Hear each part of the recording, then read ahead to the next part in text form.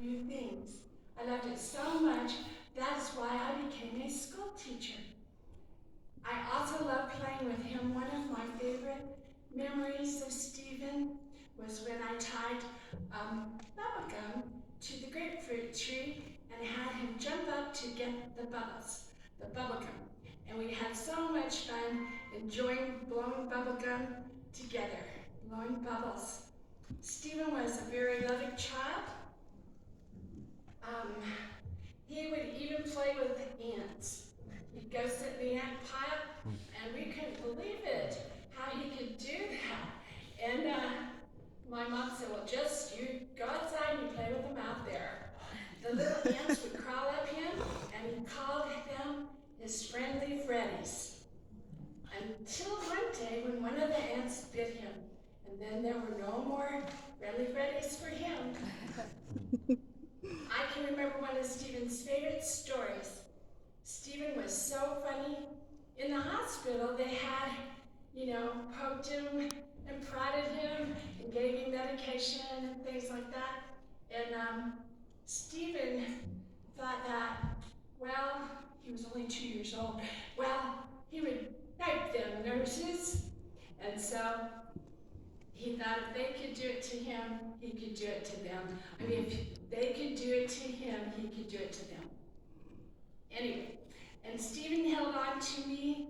I can remember how protective he was and always there for me. Once we went walking up a small hill, and I was terrified to walk down the super small hill.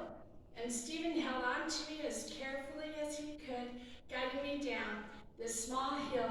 But for me, it was as if he just saved me from falling off a tall mountain. I can always remember when our mom would call us for dinner. Gary, Diane, Stephen, and the whole neighborhood knew Mom was calling in her kids. I can remember that pretty soon we didn't even need our names called. She ended up just whistling our names. And we would come running. I can remember at 4 o'clock every day we would have our family dinners. We would cook together, eat together, clean dishes together. We would make our own graham cracker treats with frosting in the middle. We would also put cheese on celery and heat it up over the stove. I would do dishes with Stephen and I would play a little game. He didn't know that I was playing the little game. He would be washing the dishes and he would notice that I was putting the clean dishes back for him to rewash. And he didn't notice, but he just kept washing the dishes. We did that. I also did that with my older brother as well. I also would eat crackers with Stephen. I would have him do the buttering of the crackers, and I would just keep eating. And the more that I ate, the more that he would keep buttering them for me. I even have a scar on my finger from Stephen. His caramel apple dropped a little bit of hot caramel on my finger, and for years that scar stayed. I hated that scar. I still have it today, but now I like it. In fact, now I love it. Our parents called Stephen Gary's shadow, as was mentioned earlier to you. He learned many life lessons from our older brother Gary, and our parents taught us to stick together as a family and love each other.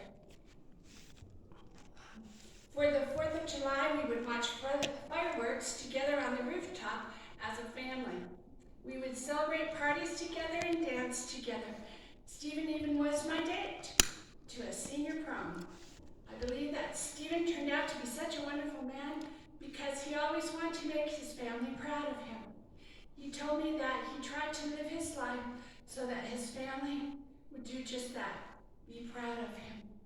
Stephen, we are proud of you.